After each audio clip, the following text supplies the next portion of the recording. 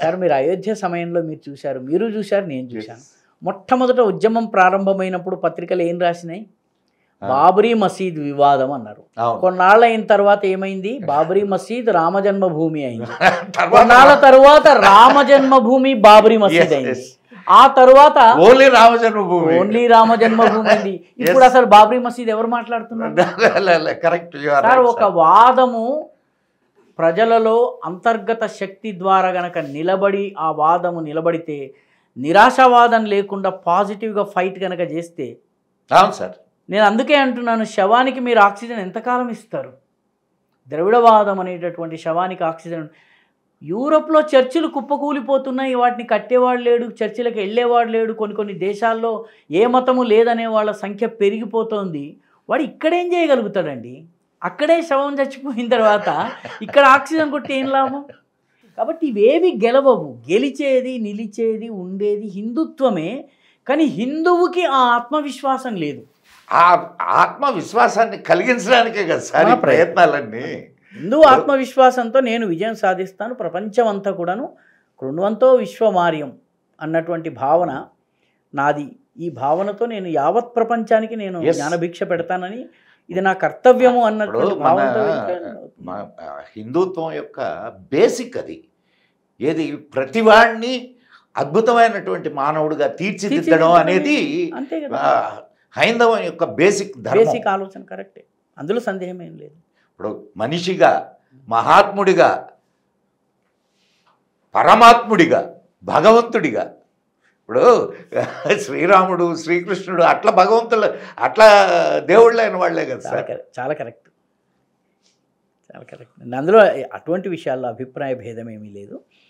నేను అంటే హిందూ బేసిక్గా ఆత్మవిశ్వాసంతో ముందుకు సాగవలసిన అవసరం ఉంది. ఎందుకంటే ఈ శతాబ్దము మన శతాబ్దం.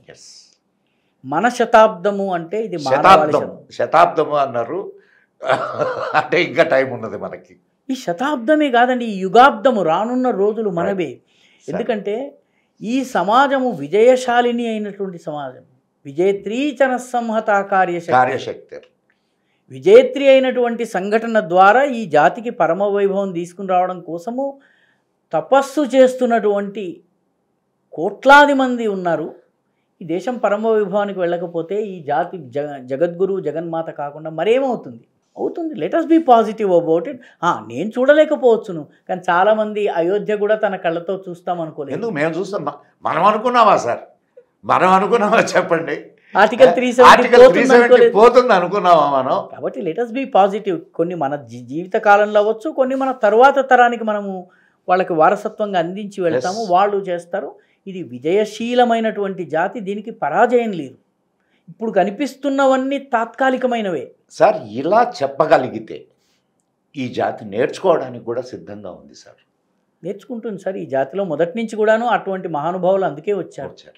ఛత్రపతి శివాజీ రావడానికి ముందు దాదాపు 100-150 సంవత్సరాలుగా చొక్కా మేళాలు, ఇంకొకళ్ళు వచ్చారు. మన దగ్గర కూడాను ముస్లిం పరిపాలన నడుస్తున్నటువంటి సమయంలో కడతానని చెప్పి రాముడి గుడి కట్టాడు రామదాసు. కట్టి ఏమన్నాడండి? తక్కువేమి మనకు రాముడు ఒక్కడుండు వరకు పక్కతోడుగా భగవంతుడు మన చక్రధారియే చెంతనే ఉండగా. వేరే రకంగా సీతారాముడు అనలే, ఆయన చక్రధారి. అవును సార్. సో పౌరుషాన్ని ఆవాహన అదొకటే కదా సార్. ఇప్పుడు మీకు ఆ పీరియడ్లో ఇక్కడ రామదాసు, అన్నమయ్య, అసలు వీధికి సార్, వీధికి పల్లెకి ఒక అద్భుతమైనటువంటి వ్యక్తులు ఆనాడు సమాజాన్ని నడిపారు. పల్లె పదాలు తత్వాలు రాసిన వాళ్ళు కూడా ఈ పోరాటం చేశారు. నేను చిన్న ఉదాహరణ చెప్తాను. నిజాం పరిపాలన అత్యంత క్రూరమైన స్థితిలో ఉన్నప్పుడు మనం ఉన్నటువంటి ఈ ప్రాంతానికి 20 కిలోమీటర్ల దూరంలో గజ్వేల్ ప్రాంతంలో విధుశేఖర శర్మ అనేటటువంటి వ్యక్తి రామాయణాన్ని చక్రభజన అనేటువంటి ప్రక్రియలో 130 గ్రామాల్లో నేర్పించాడండి. నేను మర్చిపోయాను మీకు, నేను ఇక్కడ ఉన్నాను కదా సార్, ఇది కుమ్మరగూడెం అని ఒక చిన్న ఊర్లో ఒక ఇది పెట్టుకో, అక్కడ ఒక సాధువు ఆడుండేటటువంటి జనాలకి మీన్ భజన ఇవన్నీ నేర్పించేవాడు. వాళ్ళు ఒక ట్రూప్గా ఏర్పడి పల్లె పల్లెకి తిరిగి భజన చేసేవాళ్ళు. సార్ ఈ ధార్మిక జ్యోతి ఆగేది కాదు సార్, ఇది విజయశాలిని, ఇది ప్రపంచాన్ని జయిస్తుంది తన యొక్క సౌశీల్యం ద్వారా, కత్తుల ద్వారా కాదు, తన యొక్క వ్యవహారం ద్వారా, సౌశీల్యం ద్వారా.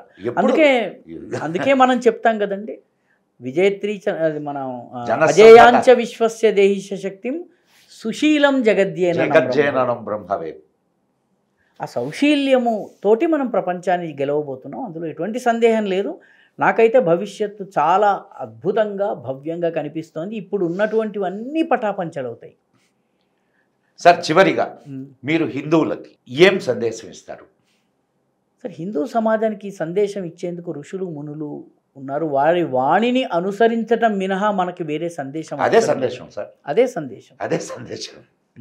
మన ముందుండి ఒక పాట ఉంది, ఆ పాటలో చెప్తానమాట, వేల ఏండ్ల బానిసత్వ విషవలయంలో చిక్కిన జాతి నేడు విముక్తికై జాగరితం అవుతున్నది, నీ శక్తియు నీ శీలం నీ యుక్తుల రంగరించి నీ అడుగుల అడుగిడగా నేడు ఎదురు చూస్తున్నదని ఒక పాట ఉంది. ఆ పాటలో 2వ చరణంలో చెప్తారనమాట, నీకన్నా ముందు లక్షలాది మంది పనిచేసి వెళ్ళారు, ఆ మార్గంలో వెళ్ళడమే. మనం ఒక శంకరాచార్యుల వారు ఈ జాతిని కలిపారు, ఒక వివేకానందుల వారు ప్రపంచంలో మన విజయ ఢంకా మోగించారు. మన దేశానికి చెంది వ్యాపారం చేయడానికి సముద్ర తీరం నుంచి 2 నెలలు ప్రయాణం చేసి 2 నెలలు వ్యాపారం చేసి 2 నెలలు మళ్ళీ తిరుగు ప్రయాణం చేసి వచ్చే వ్యాపారి 2 నెలల్లో హైందవ ధర్మాన్ని చంపు దేశము, నేడు కంబోడియా వియత్నాంకి, ఇండోనేషియాకి, అవును సార్, ఎక్కడెక్కడికి, ఫిలిప్పీన్స్కి, జపాన్కి, ఫిజీకి ఎలా వ్యాపింపజేశారు. కాబట్టి సన్యాసులే కాదండి, ఇక్కడి వ్యాపారి కూడా వ్యాపారంతో పాటు ధర్మాన్ని తీసుకెళ్ళాడు. నిజం సార్. ఇక్కడి వ్యాపారి ఒమాన్లో ఓల్డెస్ట్ టెంపుల్ వ్యాపారులు కట్టారు, గుజరాత్కి చెందినటువంటి వ్యాపారులు కట్టారు. 250 సంవత్సరాల క్రితం ఆంగ్లేయులు రావడానికి ముందు కట్టినటువంటిది సార్. ఇప్పటికి కూడా ఉద్యోగాలు చేసుకోవడానికి వెళ్ళిన వాళ్ళు, వ్యాపారాలు చేసుకోవడానికి వెళ్ళిన వాళ్ళు అక్కడ వాళ్ళు చేస్తున్న ధర్మ ప్రచారమేనండి, ధర్మ ప్రచారమే అది. కాబట్టి ఈరోజు ఒక భారతీయుడు విదేశానికి వెళ్ళాడు అంటే అది అక్కడికి హైందవ ధర్మం వెళ్ళింది, అక్కడ జెండా పాతింది, ఒక జెండా పాతింది. విచిత్రమైన విషయం ఏంటంటే వాళ్ళు ఇక్కడ ఉన్నప్పుడు పాటిస్తారో తెలియదు, కానీ విదేశాలకు వెళ్తే మాత్రం ఖచ్చితంగా అది మన ప్రత్యేకత సార్. కాబట్టి అందుకనే నాకు ఈ దేశ భవిష్యత్తు చాలా అద్భుతంగా కనిపిస్తున్నది, మన ధర్మం యొక్క భవిష్యత్తు చాలా వైభవోపేతంగా కనిపిస్తున్నది. మన ముందు నడిచి వెళ్ళినటువంటి వాళ్ళు ఎవరైతే ఉన్నారో వారి దారిన నడిచి వెళ్ళడమే మనం చేయవలసినటువంటి పని అండి. అంతకు మించిన సందేశము మనం ఎవ్వరము ఇవ్వలేము. మనం పనిచేయటము, పనిచేసి తరువాతి తరానికి ఈ జెండా వాళ్ళ చేతిలో పెట్టి మనం వెళ్ళిపోవడం. చాలా చాలా థ్యాంక్స్ సార్. నిజంగా ఒక అంటే సకారాత్మకమైనటువంటి దృక్పథాన్ని మీరు ఈరోజు మా భక్తివన్ ప్రేక్షకులకు ఇచ్చారు. చాలా చాలా ధన్యవాదాలు. ఇలాగే మరికొన్ని కూడా మాకు ఇవ్వండి. ఇంకా అనేక విషయాల మీద సార్, ప్రస్తుతం ఇంకా ప్రజలకు తెలియనటువంటి అనేకమైన విషయాలు ఉన్నాయి, తెలుసుకోవలసినటువంటివి. అవునండి, అవి ప్రజలకు తెలిపేటటువంటి ఏర్పాటు చేయవచ్చు. తప్పనిసరిగానండి. చాలా విషయాలు, పాజిటివ్ విషయాలు తెలియాల్సినటువంటి విషయాలు చాలామందికి, అంటే సమయం ఉందో లేదో తెలియదు కానీ పాజిటివ్ స్టోరీస్ చాలా ఉన్నాయండి. మన హిందువు బయటకు వెళ్ళినటువంటి హిందువులు ధర్మ ప్రచారం చేసినవి, లేకపోతే మన చరిత్రలో మనం చేసినటువంటి పోరాటం కానీ, ఇరాన్లో ఒకానొక సమయంలో పిల్లలు పాలు తాగకపోతే నల్వా వస్తాడమ్మా పాలు తాగు అని చెప్పేది తల్లి. ఎవరి నల్వా? హరిసింగ్ నల్వా. హరిసింగ్ నల్వా ఎవరు? సిక్కుల యొక్క సేనాధిపతి. ఒక్క హిందూ మహిళను అపహరించిన కారణాన మొత్తం ఇరాన్ని దున్నేసి వచ్చాడు నల్వా. హరిసింగ్ నల్వా పేరు ఈ రోజు కూడా ఇరాన్లో పిల్లలు నిద్రపోకపోతే హరిసింగ్ నల్వా వస్తాడు జాగ్రత్త అంటే పడుకుంటారు. యుద్ధంలో మొత్తము హరిసింగ్ నల్వాకి అనారోగ్యం చేసింది అంటే ఆ సైన్యం మొత్తం వచ్చేసిందట దాడి చేయడానికి. మృత్యుశయ్య మీద ఉన్నటువంటి హరిసింగ్ నల్వా చెప్తాడు, నన్ను కుర్చీలో కూర్చోబెట్టండి, తీసుకెళ్ళి యుద్ధభూమిలో నిలబెట్టండి నన్నని. తీసుకెళ్తున్న క్రమంలో హరిసింగ్ నల్వా చనిపోతాడు. ఆయన శవాన్ని అలాగా కుర్చీలో కూర్చోబెట్టి, వీళ్ళకి తెలియదు ఆయన చనిపోయినట్టు. నల్వాని కూర్చోబెట్టిన తరువాత ఇరానియన్ సైనికులు అహ్మద్ షా అబ్దాలీ మిగతా వాళ్ళ సైనికులు పలాయనం, పారిపోతారు మళ్ళీ వెనక్కి రాకుండా. ఎవరిని చూసి భయపడ్డారు? హరిసింగ్ నల్వా శవాన్ని చూసి భయపడ్డారు. ఇది మన జాతి చరిత్ర. సార్ ఇప్పుడు ఈయన కాశ్మీర్ రాజు లలితాదిత్య ముక్తాపేట ఎక్కడ సార్? కాస్పియన్ సీ దాకా, కాస్పియన్ సీ దాకా అంటే ఈ రోజు యూరోప్ అంతా, మధ్యాసియా అంతా ఆయనని చూసి ఒకసారి నవ్వితే, కాశ్మీర్ నుంచి ఆయన సైన్యాన్ని తీసుకొచ్చి శ్రీలంక మీద యుద్ధం చేసి శ్రీలంకని ఓడించి శ్రీలంకని పరిహాసం చేసి కాశ్మీర్లో ఒక పట్టణం కట్టాడు. ఆ పట్టణం పేరు పరిహాసపురం. అంటే తనని చూసి నవ్విన రాజుని ఓడించి వాడి అవమానానికి చిహ్నంగా తన దగ్గర ఒక పట్టణాన్ని కట్టించాడు, పరిహాసపురం. లలితాదిత్య ముక్తాపేట. ఎవరు మనము ఎన్ని శౌర్యగాథలు ఉన్నాయి. శౌర్యగాథలను చెప్పే పాజిటివ్ హిందుత్వాన్ని ప్రమోట్ చేయాలి. అది ఇప్పుడు మనం ఇందాక అనుకున్నాం, ఎవరు మనిషి సాఫ్రన్ స్వర్డ్స్ అని, మానుషి సింగ్ సాఫ్రన్ స్వర్డ్స్, ఆమె మీనాక్షి జైన్, ఆమె ఇన్ని రీసెర్చ్ వ్యాసాలు చాలా సార్, చాలామంది ఇప్పుడు జాతిని మేల్కొల్పడానికి అనేక పుస్తకాలు రాస్తున్నారు, అనేకమైన డిస్కోర్సెస్ ఇస్తున్నారు. అవునండి, ఒక్క తెలుగులోనే కాకుండా అన్ని భాషల్లో వస్తున్నాయి. మనం విజయం సాధిస్తున్నామండి. దురదృష్టవశాత్తు ఎక్కడో ఒక నక్సలైట్ ఏదో అన్నాడు, నక్సలిజం పరాజితం అయిపోయింది. ఎవడో కమ్యూనిస్ట్ ఏదో అన్నాడు, కమ్యూనిస్టు ఎన్నికల్లో గెలిచే పరిస్థితి లేదు దేశంలో. ఆ కేరళ నుంచి ఒక తోపు తోసేస్తే అరేబియా సముద్రంలోకి వెళ్ళిపోయే ఐడియాలజీ. మనం వాడు ఏదో అనగానే మనం కంగారు పడిపోతున్నాం. They are defeated, they are gone. కాబట్టి ఒక నెరేటివ్ సెట్ చేసి ఆ నెరేటివ్ ని బిల్డ్ చేసుకుంటూ వెళ్తారు. సార్ నెరేటివ్ అంటే ఏంటి సార్? నెరేటివ్ అనేది పొగమంచు అనే సంగతి తెలియాలా? సత్యం అనేటటువంటి సూర్యుడు ఒక్కసారి వచ్చిన తరువాత పొగమంచు కొట్టుకుపోవడం సహజము. మీరు పొగమంచు దట్టంగా ఉంది అనుకుంటారు, అటు సూర్యుడు రాగానే ఏమవుతుంది? పొగమంచు. ఈ నెరేటివ్స్ వీళ్ళు ఎంత బిల్డ్ చేసినా నిలబడవండి. జాతి నిలబడితే ఇవన్నీ పోతాయి. జాతి అనే సూర్యుడు కనుక వెలగడం మొదలు పెడితే, ప్రకాశించడం మొదలు పెడితే, ఈ నెరేటివ్స్కి మనం భయపడనవసరం లేదు. Why are we afraid of them? they are going to be defeated and defeat is written all over their face. మనము విజయం సాధించే జాతి ఇది, విజయశీలమైన జాతి. తాత్కాలికంగా కొంతకాలం, ఒక 1000 సంవత్సరాలు, ఒక జాతి ప్రయాణంలో 1000 సంవత్సరాలు పెద్ద పీరియడ్ కాదు. ఒక 1000 సంవత్సరాలు మనం బానిసత్వంలో ఉన్నాము. ఏ కారణం చేత? We are rising again. సార్ అప్పుడు కూడా బానిసత్వంలో పూర్తిగా దేశం లేదు, ఏ రోజు లేదు. కానీ విచిత్రమైన విషయం ఏంటంటే, ఢిల్లీ అంటే ఇప్పుడు ఢిల్లీ అధికారంలో మొత్తం దేశం ఉంది కాబట్టి, ఆనాడు ఢిల్లీని ఎవరు పరిపాలిస్తున్నాడో వాడి దేశాన్ని పరిపాలించినట్టుగా ఒక ఒక నెరేటివ్ని బిల్డ్ చేశారు. కానీ ఆ రోజు కూడా చాలా భారతదేశంలో అనేక దేశాలు స్వాతంత్ర దేశాలు. అవును, భారతదేశంలో చోళ రాజ్యం ఏ రోజు కూడా ఏ మొఘలుకి పాదాక్రాంతం, పాండ్య రాజ్యం కాలేదు, చేర రాజ్యం కాలేదు. శ్రీకృష్ణదేవరాయల రాజ్యం 16వ శతాబ్దం వరకు వరాహ చిహ్నాన్ని పెట్టుకుని, ఏ చిహ్నం? వరాహ చిహ్నం పెట్టుకుంది.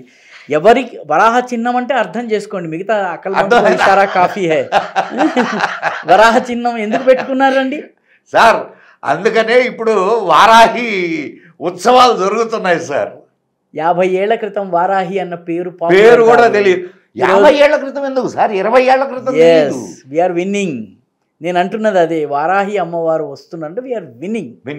Don't feel inferior when you are winning. You are winnowing.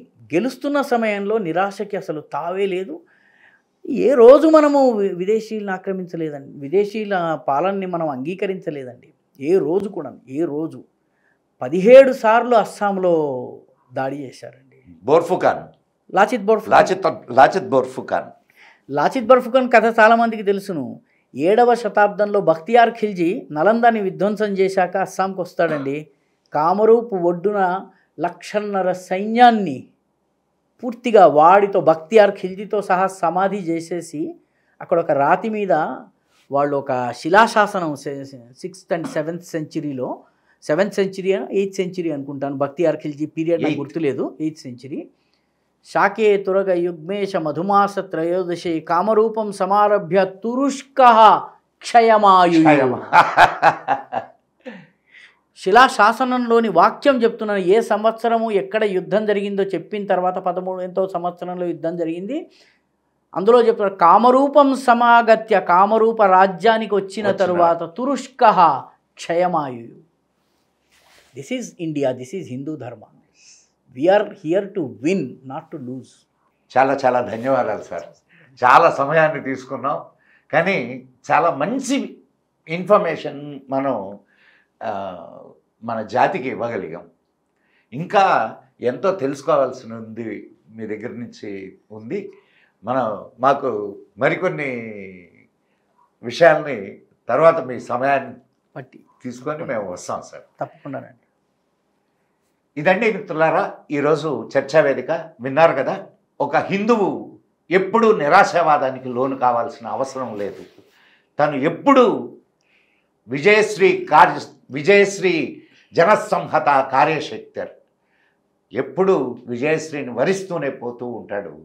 కాబట్టి మనం కూడా ఎప్పుడూ నిరాశకు లోను కాకుండా ఆప్టిమిజంతో, సకారాత్మక దృక్పథంతో ముందుకు నడుద్దాం. విజయాన్ని మన ఇంట కట్టి వేసుకుందాం.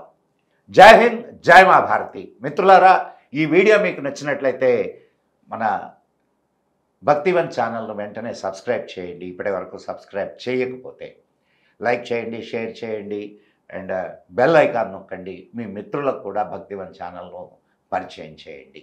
ఉంటాను మిత్రులారా, మరో చర్చా వేదికతో మీ ముందుకు వస్తాను. నమస్కారం మిత్రులారా, మదన్ గుప్తా.